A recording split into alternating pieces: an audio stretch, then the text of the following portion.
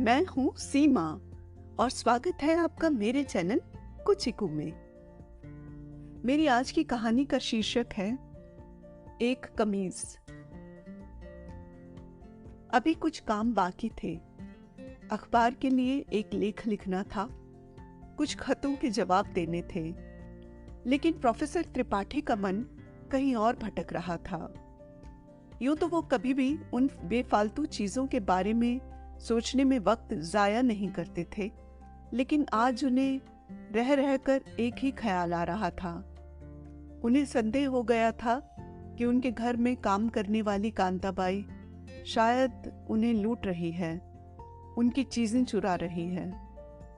वो इस घर में पिछले कई सालों से काम कर रही थी और प्रोफेसर त्रिपाठी की हर छोटी चीज का ख्याल रखती। प्रोफेसर साहब इतने निश्चिंत थे कि उन्होंने अपनी बाकी सभी चीजों के बारे में सोचना छोड़ दिया था। वो बस हर सुबह अपनी अलमारी से एक सबसे ऊपर पड़ी कमीज और पैंट उठाते और पहनकर अपने काम पर लग जाते। हर थोड़े समय के अंतराल पर कांताबाई उनकी एक फटी हुई शर्ट दिखाकर उन्हें याद दिलाती कि उनकी सारी कमीजें फट गई हैं और अब उन्हें अपने लिए कुछ नई कमीजें ले लेनी चाहिए। और एक दिन प्रोफेसर साहब घर से निकलते और जो दुकान रास्ते में सबसे पहले दिख जाती, वहां से आधा दर्जन शर्ट्स ले आते। वो भूल जाते कि ये काम उन्होंने अभी कुछ समय पहले ही किया है।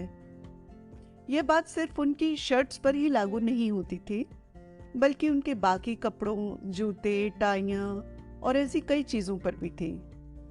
कांताबाई हर एक चीज को कुछ समय बाद बदलने के लिए कह देती और प्रोफेसर साहब नया सामान ले आते। लेकिन आज जब वो अपनी अलमारी में से पहनने के लिए एक अच्छी कमीज ढूंढ रहे थे, तो उन्हें एक भी ऐसी कमीज नहीं मिली जिसे पहनकर वो बाहर जा सके। आज उन्हें पहली बार ऐसा लगा कि कोई उन्हें बड़े योजनाबद्ध तरीके से लूट रहा है। दरअसल हुआ ये कि आज सुबह उनके पास पुराने कॉलेज से एक निमंत्रण पत्र आया, जिसमें आज शाम सभी रिटायर्ड प्रोफेसर्स के लिए एक पार्टी का आयोजन किया गया था। प्रोफेसर साहब भी अपनी पत्नी के देहांत के बाद बहुत समय से लोगों से नहीं मिले थे। इस निमंत्रण ने उनके कॉलेज के दिनों की यादों को एक बार फिर ताजा कर दिया था, इसलिए उन्होंने वहां जाने का मन बना लिया।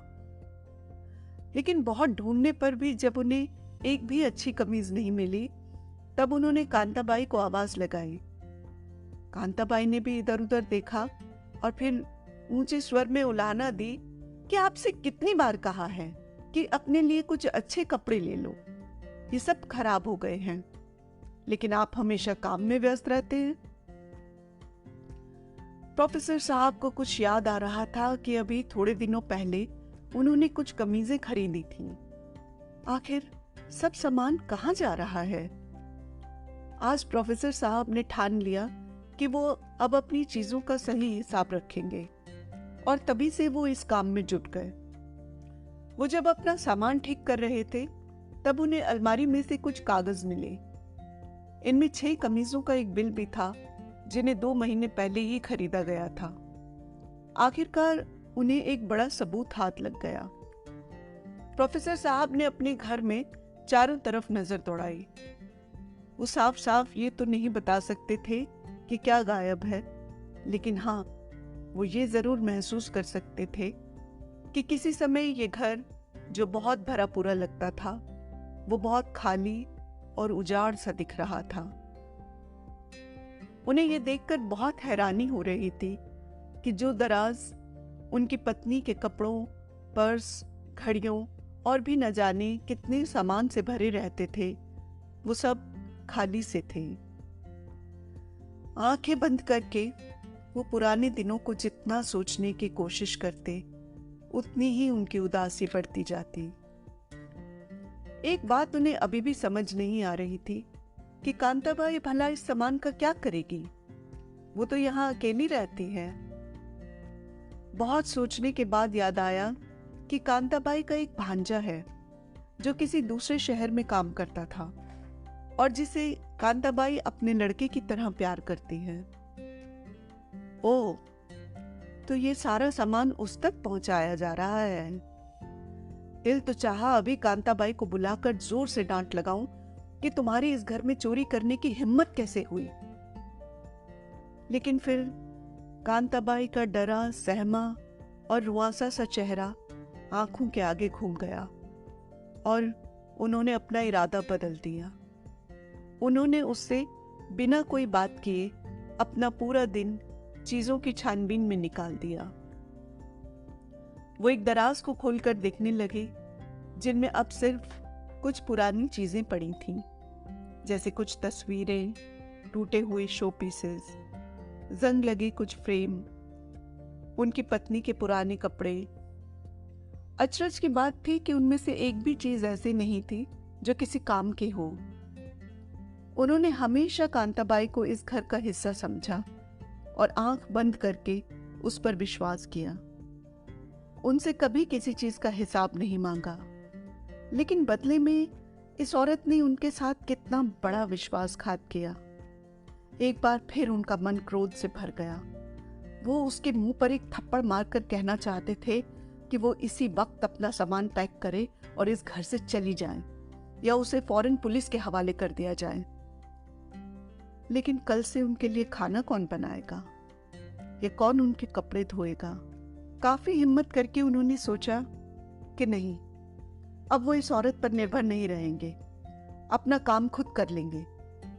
लेकिन स्वयं की इस रूप में कल्पना करते ही ये विचार हवा में उड़ गया। शाम होते होते प्रोफेसर साहब ने किसी तरह खुद को संभाला और उठकर किचन में आ गए। उन्होंने कांताबाई को फौरन बाजार से कुछ ऐसा सामान लाने के लिए भेज दिया जो आसपास कहीं न मिले।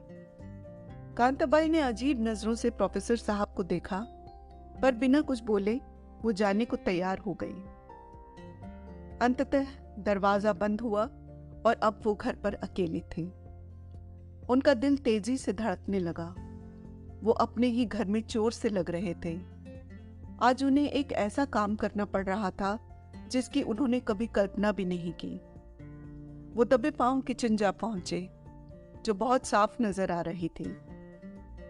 किचन में ही एक और कांताबाई की एक अलमारी पड़ी थी। अलमारी खोलते ही उन्हें अपने नए और साफ कपड़े नजर आए, जिन्हें प्रेस करके अच्छे से रखा गया था। वो 6 नई कमीजें अभी तक रिबन में बंधी पड़ी थीं। साथ ही पड़ी थी उनकी कुछ नई पैंट्स, जुराबें, टाइयां, साबुन, टूथपेस्ट और भी बहुत कुछ। उनके मन में क्रोध की जगह अब इस औरत के लिए सिर्फ तिरस्कार बचा था। एक एक करके उन्होंने चीजों को निकालकर सामने मेज पर फैला दिया। ऐसा लग रहा था मानो चोरी के सामान की नुमाइश लगी हो। उन्होंने अलमारी को खुला ही छोड़ दिया, ये जताने के लिए कि उसकी चोरी पकड़ी गई है। कांताबाई के लौटते ही वो इस बारे में गंभीरता से बात करेंगे। लेकिन फिर अपने इस विचार को अपने मन से निकालने के लिए वो फौरन पार्टी में जाने के लिए तैयार होने लगे। लेकिन कल वो जरूर इस बारे में बात करेंगे।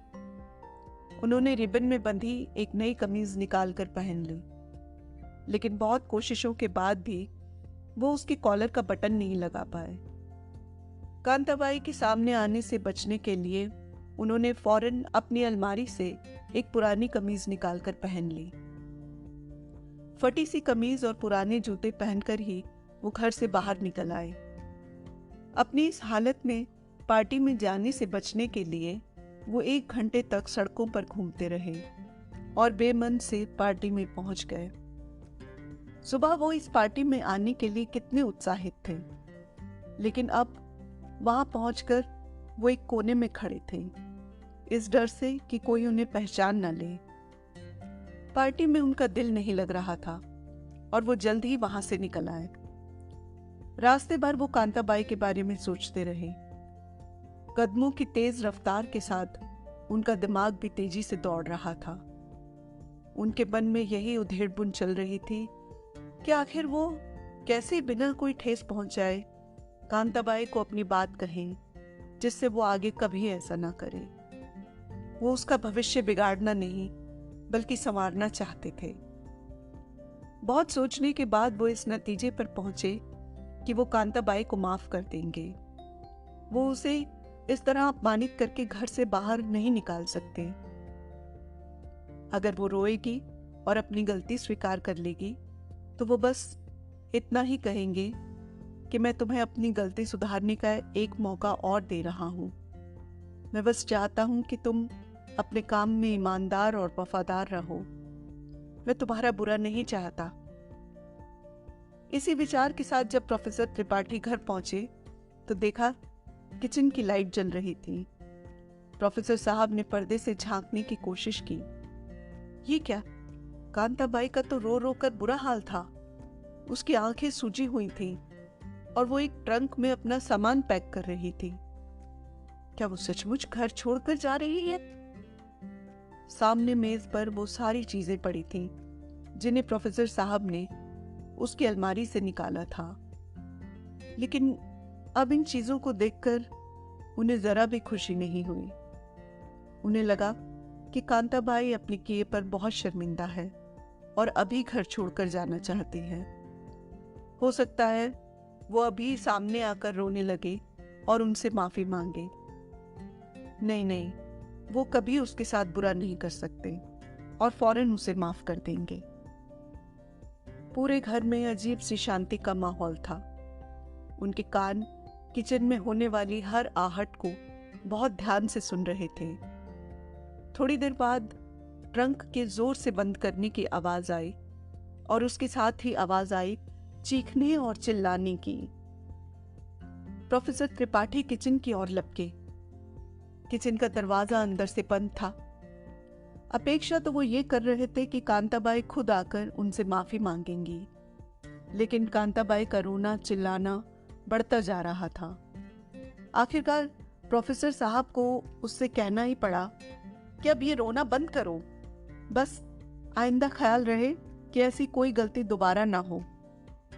तभी दरवाजा जोर से खुला और कांताबाई चिल्लाते हुए कहने लगी, इतना काम करने के बाद भी इस तरह मेरी बेइज्जती की जाएगी? ऐसा मैंने सपने में भी नहीं सोचा था। आपने मुझे चोर समझा, चोर। लेकिन तुमने ही तो मेरी ये सब चीजें उठाई थी। बताओ किसने किया ये सब? क्या ये तुमने नहीं किया? कांताबाई ने जैसे ये सब कुछ सुना ही नहीं। वो तो बस जोर जोर से कहे जा रही थी कि आपने मुझे चोर समझा, मेरी गैर हाजिरी में मेरी अलमारी खोली। ऐसा करने का आपको कोई हक नहीं। मुझे आपसे ऐसी उम्मीद नहीं थी। क्या मैं चोर हूं? स्थिति को संभालने के लिए प्रोफेसर साहब थोड़ी धीमी आवाज में कहने लगे, फिर ये सब चीजें तुम्हारी अलमारी में कैसी आईं? क्या ये सब तुम्हारी हैं? मैं ये सब कुछ नहीं सुनना चाहती। मैं अपनी बेइज्जती हरगिज बर्दाश्त नहीं करूंगी। एक बार फिर उसने जोर जोर से रोना शुरू कर दिया। मैं यहां से चली जाऊंगी। लेकिन मैंने तुम्हें कहीं जाने को नहीं कहा। तुम यहीं रहोगे। मैंने तो अभी एक शब्द भी ऐसा नहीं कहा। तुम चुप हो जाओ। मैं इस घर में एक पल भी नहीं रहूंगी। आप किसी और को रख लो। आप मुझे कितने भी पैसे दो, मैं यहाँ नहीं रुकने वाली। मैं कोई ऐसी वैसी नहीं हूँ। मेरी भी इज्जत है। उसकी आंखों से आंसू बहे जा रहे थे। वो चिल्ला रही थी, मैं किसी फुटपाथ पर जाकर सो जाऊंगी, लेकिन यहाँ नहीं रहूंगी। लेकिन क्यों?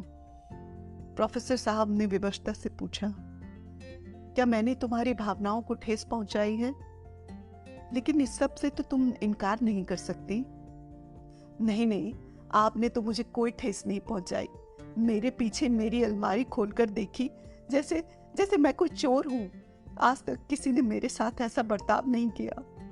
ये कहकर कांताबाई ने जोर से दरवाजा बंद कर लिया। प्रोफेसर त्रिपाठी हैरान परेशान से खड़े थे। कैसी विडंबना थी कि वो अपनी गलती स्वीकार करने की बजाय उन्हें ही दोष दे रही थी। ये तो सही है, उसे अपनी बेइज्जती का एहसास हुआ, लेकिन बजाय शर्मिंदा होने के उसे इस बात का दुख ज्यादा है कि उसकी भावनाओं को ठेस पहुंची है। प्रोफेसर त्रिपाठी वापस अपने कमरे में आ गए। उन्हें अब कांताबाई के लिए दुख होने लगा।